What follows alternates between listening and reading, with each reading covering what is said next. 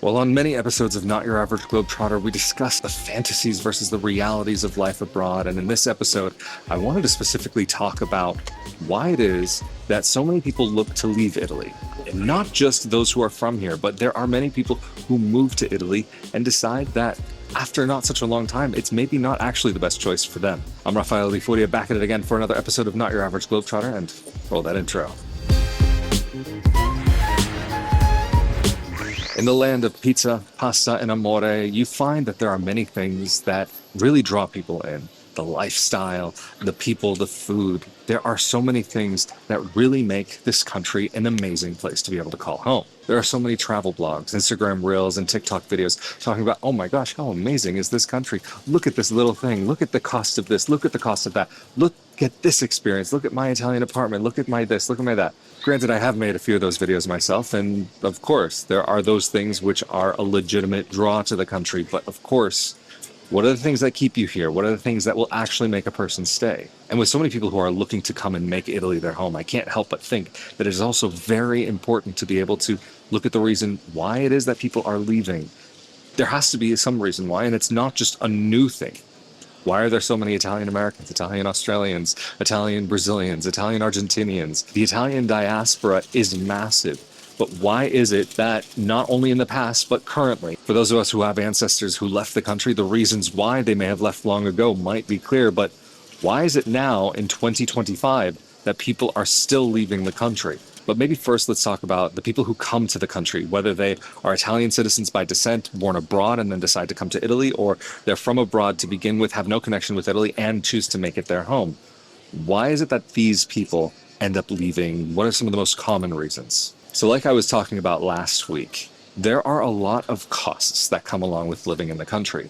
And some of them are actual costs in a monetary sense, but then some are maybe a cost in a more mental sense. And having to deal with getting a permesso di soggiorno, having to deal with a lot of bureaucracy can be something that can weigh on a person. And over time, there are a lot of people who really just get fed up with all of the little bits and pieces and the steps to get things done. Even recently, somebody who I know was getting their Italian passport renewed. And to get their Italian passport renewed, of course, there are maybe easier ways of doing it than simply there were in the past. And not just having to go to the questura, but you can go even to the post office now. But even to take care of it through the post office, you have to sign up for an account. You have to do this, you have to do that. And even to pay for the passport itself, I mean, you've got two different fees that have to be paid to two different places, and you have to come in with a tax revenue stamp on top of the documentation to begin with. Even recently, I was helping someone get internet set up where they are living, and there was an issue that they had run into. The person is a citizen of Italy, but they hadn't moved their residency to the country yet. Because of this, the internet company that we were talking with at the time said, no, well, if the person is not a resident in the country, then we cannot help them at all. And running into all of these speed bumps along the way is something that I really remember very clearly from my time in the country, and not just simply dealing with public offices or even companies, but I'll say actually just recently, I went to go get some gelato. I know, shocking, me going for gelato. And the particular gelateria that I decided to go to at the time, I just wanted a quick little bowl. I wanted just a little something to get the taste, but I didn't quite have room for a big giant bowl, and I asked for a small bowl, and the guy didn't give me a small bowl. He gave me what I would consider in Italy to be a very abnormally large size. And then I said to him, no, I'm sorry, can I have a small bowl, not a big one? And he said, well, no, this is all we have. And I'm like looking behind the counter, and he's got a much smaller bowl right next to him, like a cup rather. And so I asked him, well, what about those cups right there? And he said, oh, no. Those cups are for children, and you, sir, are not a child, so therefore I cannot serve you a child's cup. And I was thinking, come on, how ridiculous. To turn away a customer simply because they want a smaller size, I think is a bit silly. And having those kinds of interactions, unfortunately, is something that I would say is not uncommon. Not that it's going to happen to you all the time, and not that it's going to be so common, but I'll say maybe a better way to put it is that it wouldn't be uncommon to have little things that come up that just kind of make you take a moment and think, wait, what? Why? What's even going on here? And of course, we're not only talking about confusing procedures in various aspects of life, but of course, waiting times to get different things done. So we could be talking about maybe getting paperwork done. And I'm not going to go into that so much in this episode. I did talk about it a little bit last week. But for whatever it is that you might need to get done, just be prepared. Things can take a while. Even, for example, someone else recently contacted me looking for a little bit of help because they have a landlord that they're trying to work with because they moved into the apartment. There were certain things that needed to be fixed, and they haven't been done yet. The landlord said that there's going to be this and that, it's going to be taken care of. But even, I think, more than a year after this person's already been in their contract, not everything is taken care of. And maybe partially on the landlord, it might be partially on the people that this landlord is relying on to get things done. Of course, this person could go out and find their own person to take care of these things, but these were problems that already existed in the apartment before all of this even came to be. So when the landlord could and probably even should be taking care of them. Of course, when we're talking about healthcare, Italy is one of the countries that does tend to rank the highest in the world as far as the public system goes. But again, as I've said in many episodes, it's not about if you'll be seen, it's sometimes about when you'll be seen. And depending on the type of issue, it could be months before you get seen by a specialist, or if you decide to pay out of pocket, you could get seen right away. But when we're talking about the private system here, then we're starting to talk about costs that start to rival other countries where the cost of healthcare is much, much more expensive. Then we are talking about expenses that might actually put Italy on par as far as costs go with many other countries. And after talking to Italian friends here, I can't help but wonder if that is something that is starting to change a little bit, with so many people relying on the public system, that things might not be what they once were. When it comes to the cost of living in Italy, that is something that many people take very seriously into consideration as to one of the draws to make their life in the country. And depending on where you live, yes, many costs can be less, but there are other costs that can offset those and start to make things look, again, on par with other places. Even if we're talking about the cost of going out to eat, we are maybe seeing that in some parts of Italy, the costs could actually be on par with maybe some American cities.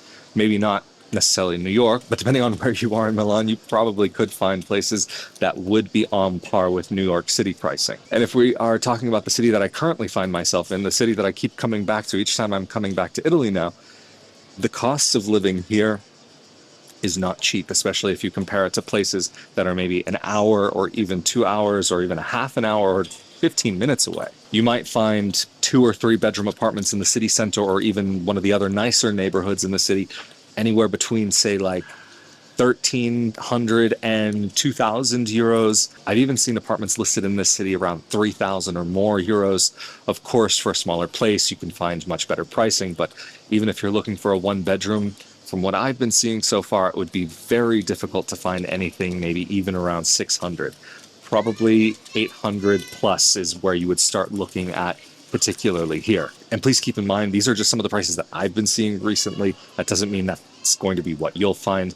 Prices fluctuate, and then also depending on availability, different landlords will want different prices, and also the ability to negotiate here for your rent. And yes, that is something that can happen here in Italy, is becoming a bit less commonplace than maybe it once was. On that topic of negotiating rent, this is something that might not be common where you're from, especially if you're from the States. Of course, if you're going to talk about the purchase of a home, then that would be a cost that, yeah, negotiation would be very normal to see. But when we're talking about renting, this is just a cultural thing that you can find, even if it is something that might not be as common now as it once was. And the amount that you might be able to negotiate isn't quite as much as it might have been at one time. And we are talking about a cultural difference here. And for many people, there is such a thing as cultural fatigue. Even for as amazing as it is to be able to call this place home, there are still challenges. Linguistic challenges, cultural challenges. Even if when I'm saying the word challenge, maybe a negative connotation might come up, I'm talking about road bumps. I'm talking about things that you might have to overcome.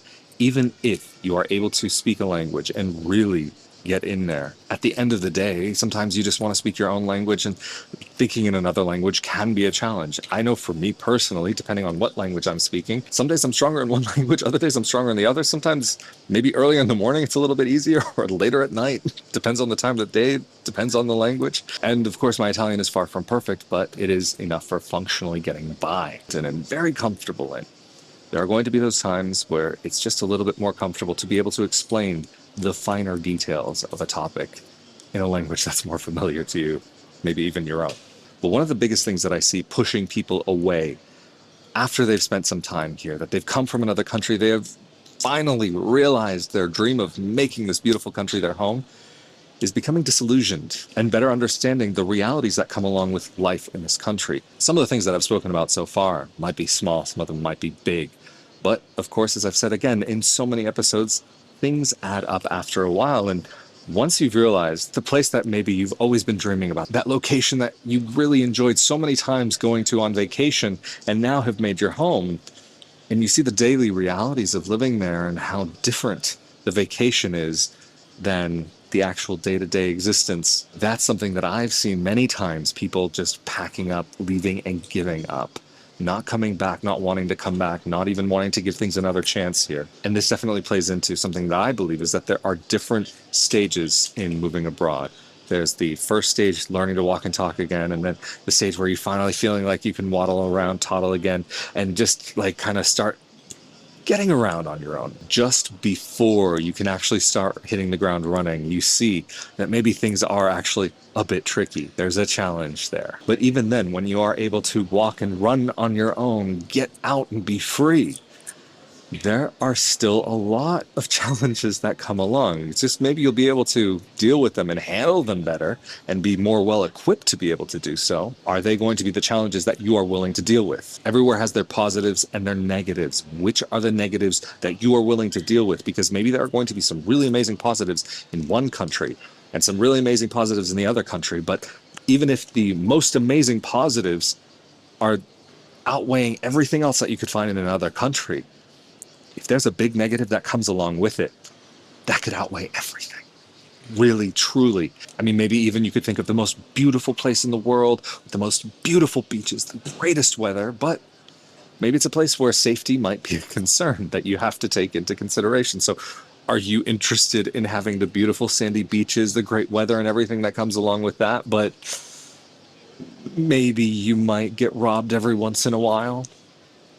I'm not saying that's going to be everywhere, but there are a few locations that do exist like this on Earth. There are certain places that come specifically to mind where I have friends even now, and just thinking about, man, I could really see myself there, except for that one little detail. Italy isn't one of those places that I would say would be on that list. Of course, there are safer parts of the country and then other parts of the country where you might have to watch your back a little bit more, but even within a city, you can find a very safe place in the city and then other parts of the city where you might want to think about things a little bit before you head into that part of town. And with so many people coming from abroad, realizing that they are not finding the perfect idyllic dream that they had been hoping for and dreaming of for so long to match up with the reality of the place that they now call home, and maybe finding out what you once perceived not lining up with the reality can really shake a person up and very ready to get on to the next thing. But there's nothing wrong with getting on to the next thing.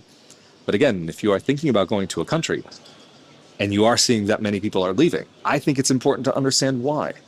I'm not saying that these reasons in this episode of Not Your Average Globetrotter are reasons not to come to Italy, but if you can understand some of these things that do drive people away, then maybe it can make that transition and that long-term ability to remain here a little bit easier if you're maybe prepared ahead of time and ready to deal with some of those challenges that come up or some of the bumps along the road. But even though so far this discussion has really been focusing around why people from abroad leave Italy, of course, I think it's really important to look at why people from Italy leave Italy. And one of the biggest really draws to a life in another country for many Italians could be the perceived opportunities that might be possible.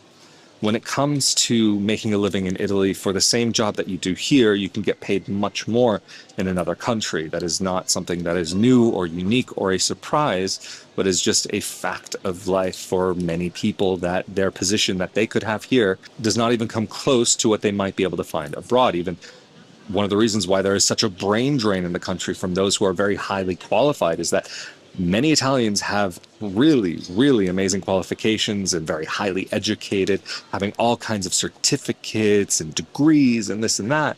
But then when you look at the jobs that maybe would be appropriate for those qualifications and degrees and everything, maybe a doctor here in Italy could get paid multiple times and still have a little bit extra left at the end of the month if they were to go to another, maybe Northern European country, or maybe to the US. I can even think of conversations that I've had with Italian entrepreneurs who decided to make their life in the US and really love their country that they're from, but have a very difficult time seeing from a financial perspective that it would make sense to be there. And I can say honestly, as somebody who is an Italian citizen and has lived in Italy and moved abroad as an Italian citizen, the financial aspect of living here is definitely something that makes it very difficult to consider realistically making Italy home again. And then, of course, if we're bringing up the discussion around taxes, social contributions, these can get very high in Italy. And not that moving to another European country is going to be the ultimate best choice. Italy wouldn't even necessarily be considered the country with the highest level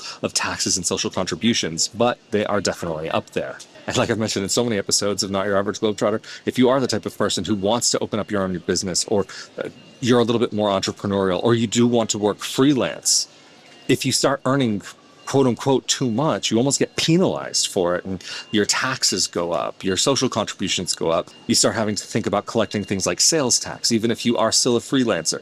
Under a certain level, you don't have to think about that. But there are various considerations for the complications that come along with growing your income in a country like Italy.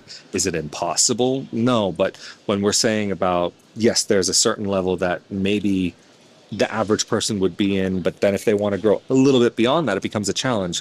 That kind of in between the kind of average person and the way opposite end of the spectrum, somebody who's way more than just simply comfortable, that in between part seems to be really a challenge in the country. That if you are in that place, you're maybe not earning enough to really make it worth it, but you're not earning enough to not make it worth it. That there's a challenge. And so even I've spoken with accountants in this country recommending about what to do, how to do, and this and that. And they say, well, like, if you're only going to be earning X amount, make sure you don't earn more than that, because as soon as you earn like 1 cent more, you throw yourself into a whole completely different situation. I'm talking here specifically about the forfettario regime, and somebody who would be earning, I think now it's like maybe at 80,000 euros. It's been a little while since I've looked into it, but it really becomes a challenge. And so if you are someone who is looking at that side of things, there are many other countries that are much more friendly to those who are really looking to expand their horizons in a financial sense. Also, even among the Italians that I've spoken to who have left the country, the Italians from Italy,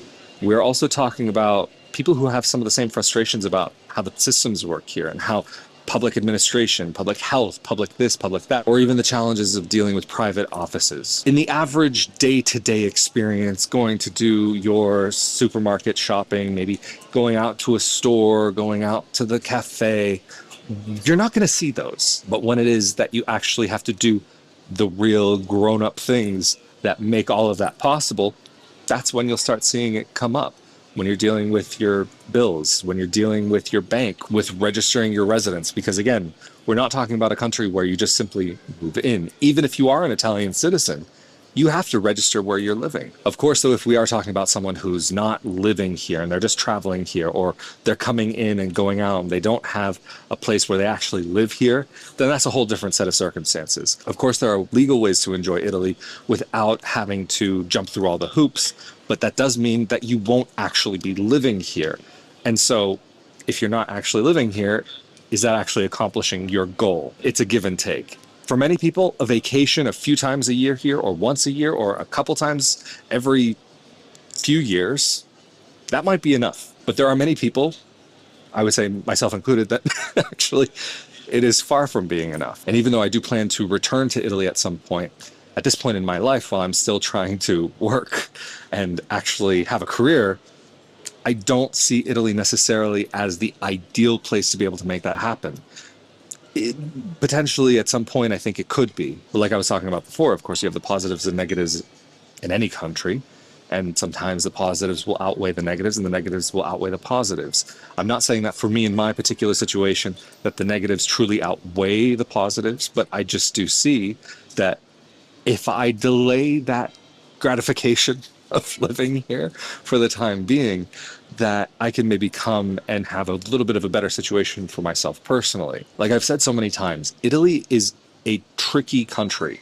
Well, really all of Southern Europe can be very tricky to move to. If you are still in a part of your life where you are needing to earn an income, if you're needing to build your career, if you have goals that you want to achieve within that and build, not that it's impossible, but if you are able to retire to Italy and bring your retirement here, you're in a much better position. But of course, then you're not getting to be here and enjoy everything that the country has to offer. You can take your trips to the country like I'm doing now, but you do miss out on really having something solid and stable here, being able to call it home. But anyway, of course, I'm Rafael Di Furia. This has been another episode of Not Your Average Globetrotter. If you have any thoughts on anything that I've said in this episode, whether you agree with me or disagree with me, feel free to leave it down in the comment section below. It's always interesting, even with the comments that disagree with what I have to say, that maybe there are points that I can see and actually agree with. But anyway, I'm rambling at this point, so a huge thank you to those of you who help to make episodes like this possible on a monthly basis through rafaeldifuria.com/Patreon, patreon.com/RafaelDiFuria, as well as the thank you button here on YouTube, as well as the one-time support, the rafaeldifuria.com/support. But of course, as always, again, I'm Rafael Di Furia. This has been another episode of Not Your Average Globetrotter. Stay safe and healthy out there, and I will see you all next time. Later.